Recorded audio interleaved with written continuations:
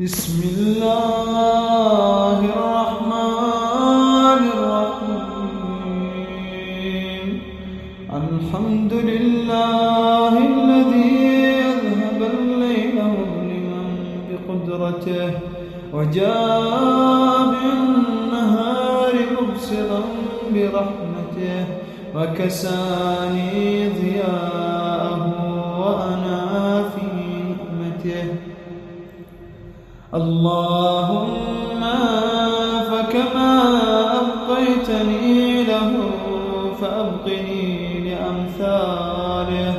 وصل على النبي محمد وآله ولا تفجعني فيه وفي غيره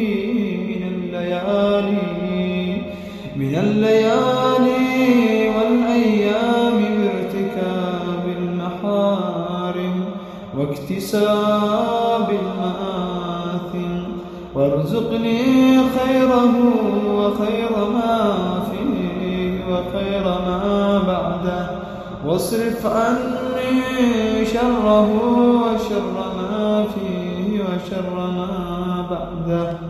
اللهم إني بذمة الإسلام أتوسل إليك، وبحرمة القرآن أعتمد عليك، وبمحمد المصطفى صلى الله عليه وآله أستشفع لديك.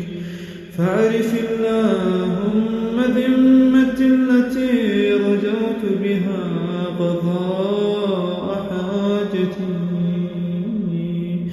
يا أرحم الراحمين.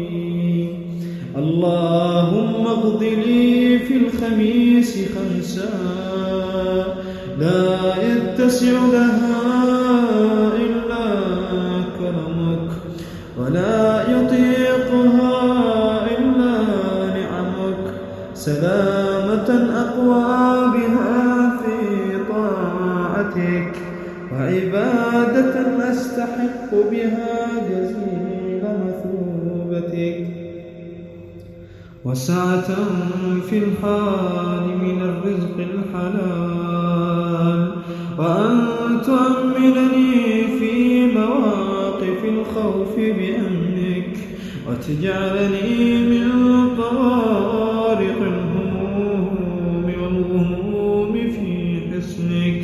وصل على محمد وآل محمد، واجعل توسلي به شافعا يوم القيامة